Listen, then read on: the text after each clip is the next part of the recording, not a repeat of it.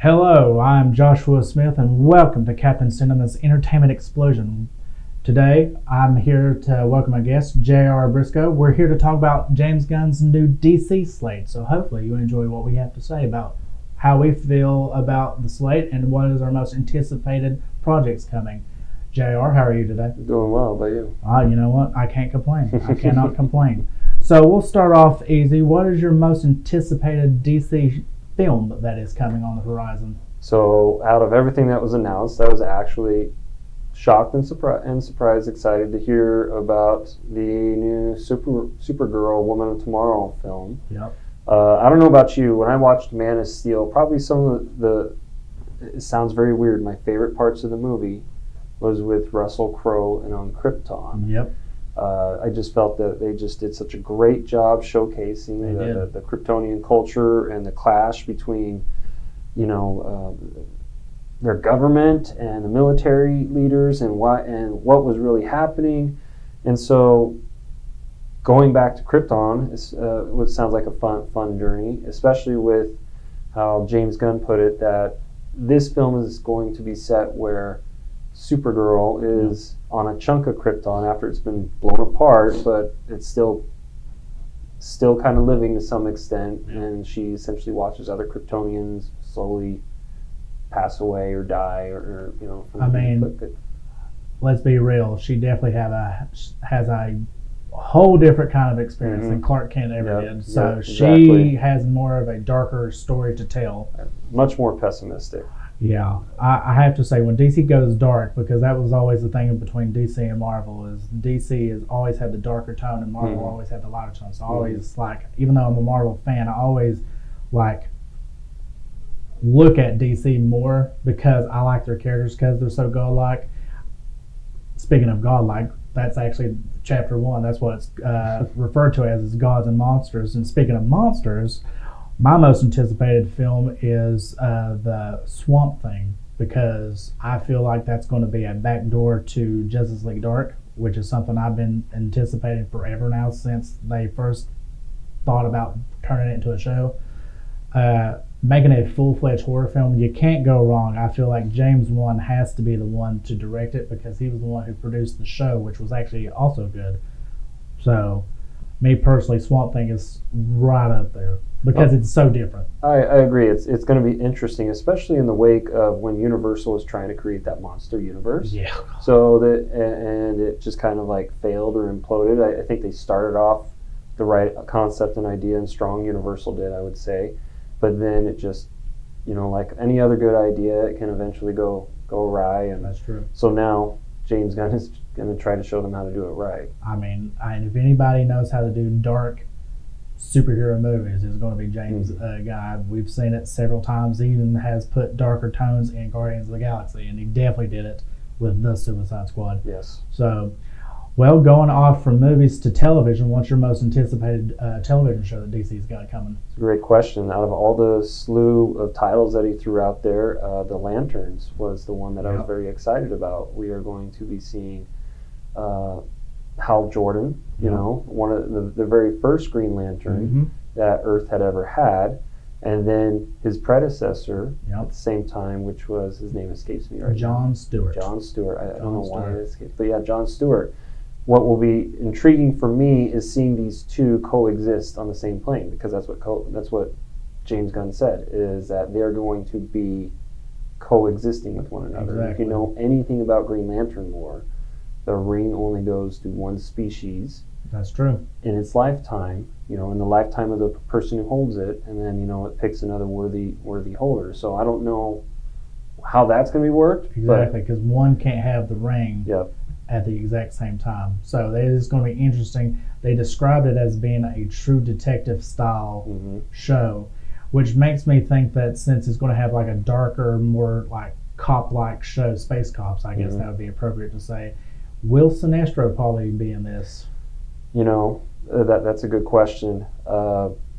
I would love to see that happen. I mean, we all remember or maybe we don't, the Ryan Reynolds Green Lantern.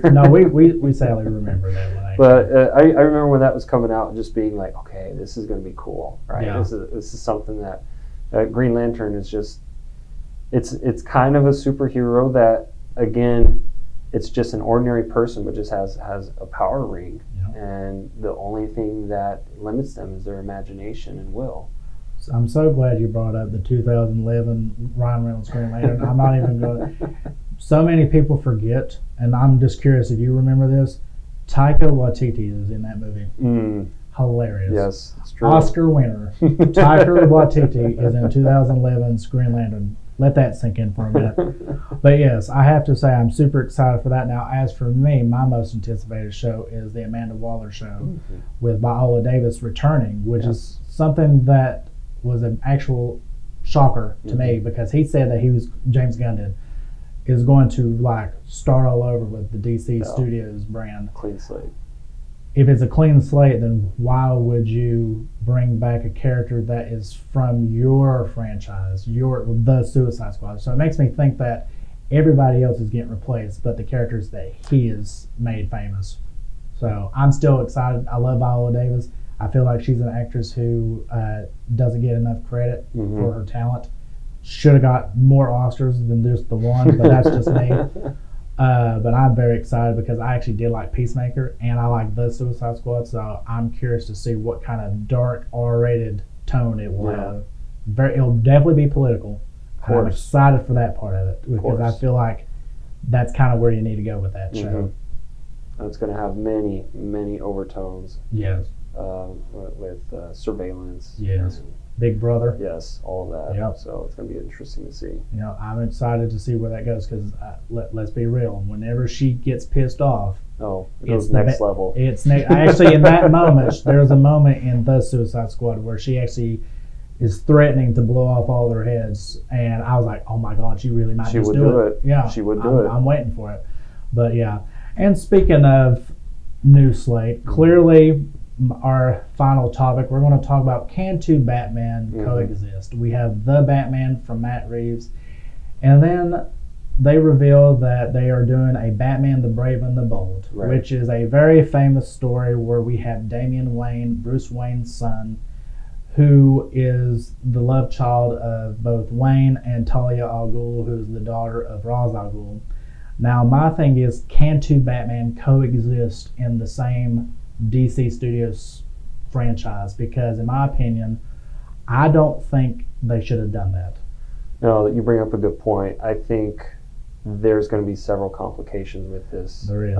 Especially, so Warner Brothers is not just interested in making DC movies and DC television shows.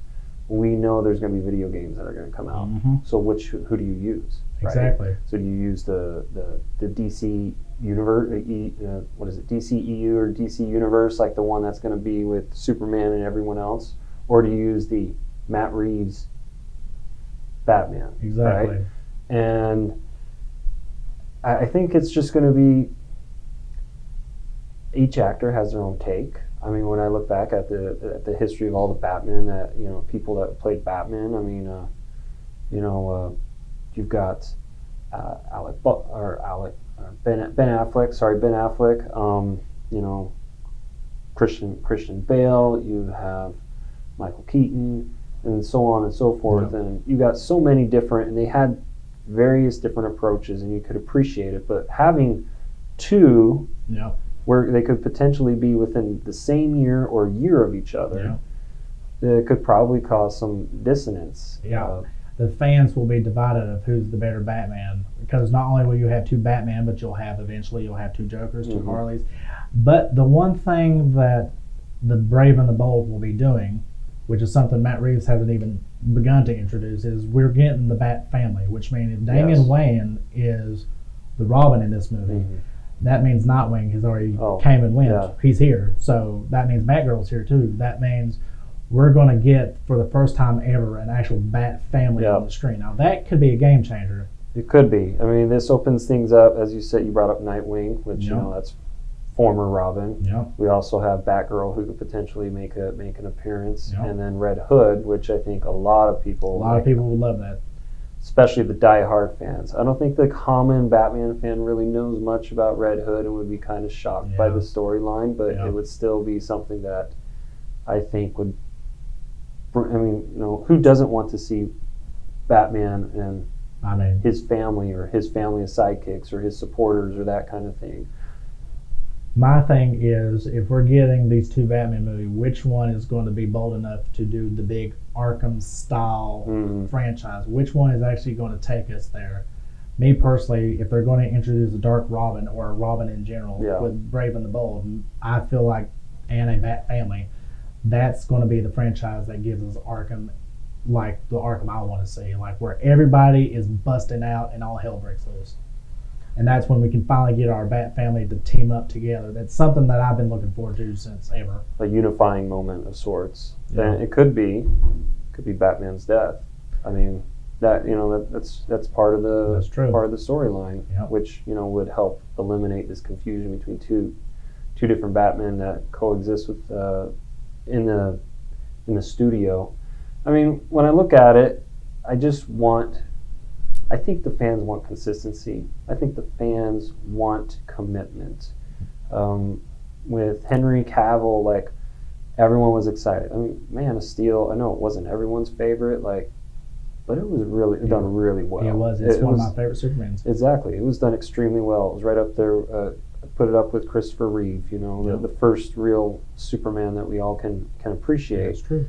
And then, but like Warner Brothers, for some reason, it can't get the consistency down. And that's what I'm worried about, is with James Gunn and all these announcements, I see some glimmers of hope, like the Green Lantern and Supergirl, but then I see, like, oh my gosh, you're making one character who's arguably, like, I read a book one time where, some kind of article where, like, the three most recognized things in the world, it's like Jesus Christ, Mickey Mouse, Superman, Shield. And I would argue Batman is not far behind that. No. And so you're taking something that is a worldwide icon, and you've got to do it justice. And to me, commitment means, like, you got to solely focus on one project at a time. So, me personally, if I was James Gunn, I definitely would have put my big boy CEO pants on and been like, okay, Matt Reeves, I respect what you're doing. I like your scripts, but we need to find a way to tie him in to our universe, even if it's the end credits. It's like we have to have a breaking ground somewhere.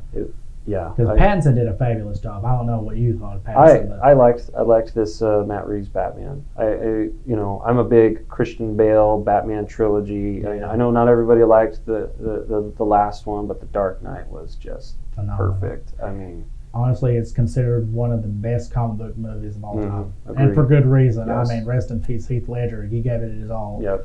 I don't know who would play Batman in The Brave and the Bold. Me personally, if you're going to give him a kid, he has to be older, probably in his 40s. Yep. So I'm just curious. And speaking of appropriation, I feel like you have to have his son be played by a Middle Eastern actor. That's true too. So I mean, they definitely even though we all love the Dark Knight trilogy, they had its faults, and that was whitewashing Ra's al Ghul and Talia al Ghul. So hopefully they're going to right this wrong with this new one. Yeah, I agree. The whole Batman Begins, there was so much more they could have done. But you got to appreciate that they at least touched the subject. Yeah, that's true. And brought it into discussion and just into the fandom in general. So exactly. Yeah, I couldn't be more excited for this slate. I can see the potential. I see the big, bold, like, chess moves that they're going for. I couldn't be more excited to see where it leads. Like, for instance, when Iron Man came out in 2008, it was Iron Man, then you had Hulk, then Iron Man 2, then Thor, Cap, and then the Avengers was the big boom mic drop movie. So where is our big boom mic drop for DC Studios? Where is that? I'm sure they're going to hold off. I'm excited to see actually where that goes. Is there any thoughts of, like, predictions? I think we've talked about this once before, like, privately, but I personally feel like we could have a Justice League versus a Legion of Doom scenario. My gosh. That's something Marvel can't do. They don't really have a consistency with their Marvels. Like, they kill them off super easy. I agree. But DC really tries to hold on to their villains, and they actually have better villains. I agree.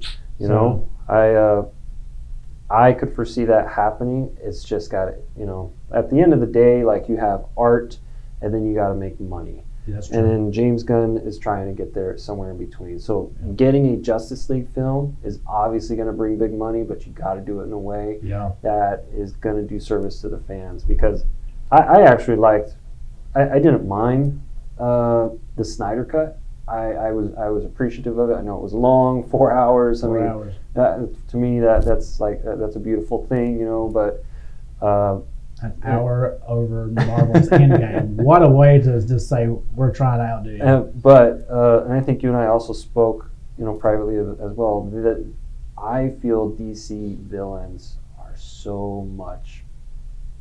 There's complexity and darkness. That, I agree with that. Like, we could actually see. So at the end of Avengers, spoiler alert. Yeah. Iron Man died, but he died from snapping, right? And there was a few others, like Vision died from, but seeing like the main character, like where a lot of DC comics center around, like Batman, get killed by Joker or anyone like Lex Luthor, anyone in between, it can cause a lot. And let's be real, one thing Marvel has done right, and DC somewhat gets it right, casting is key to anything. So you're going to have to find someone to replace. As much as DC hates to admit it right now, and Warner Brothers especially, everybody loved Henry Cavill as Superman. So who are you going to get to replace Henry Cavill, and who are you going to get to replace? We already had Pattinson as a Batman, so we got to have someone else to play Batman. So who are you going to get to play that? I agree. Especially when they're going to make Superman Legacy, which is supposed to be Superman as a younger man, like not in his 30s. I believe Man of Steel is about 33, which coincides with a lot of the metaphor and allegory of Jesus and things like that. But he's supposed to be like a young man, and I like to see college age. Like out of high school. Maybe 22 years old. If they put him in high school, that might be a big fear of mine. Smallville all over again. Now, that would be bad for me. But I think that there's going to be some key things. Henry Cavill had that square jaw. He just, it's just that look. He had the hair, and he was a very muscular build, which I think is, if we remember Superman Returns with Brandon Routh, it's black and white in contrast. Like there's a difference between I got some muscle, but the superpower makes up for it, and I look like I lift, and the power comes with it. Cavill looked like an actual god. Exactly, and I think that's what people wanted to see. They, Christopher Reeve, they were doing what they could at the time, but now in an age of where we've got so many different options, body trainers and fitness programs, they're going to have to find a way to find someone who's nerdy enough to be Clark. That's true.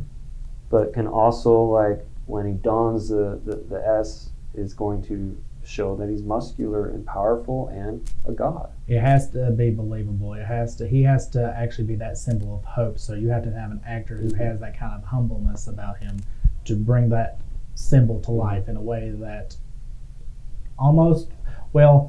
Christopher Reeves was by far the only one who brought that kind of Superman to life. Everyone else is more like action star, but I feel like you need a good blend. Right.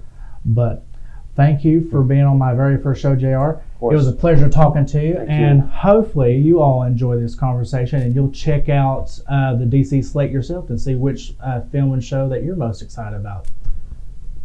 Have a good day.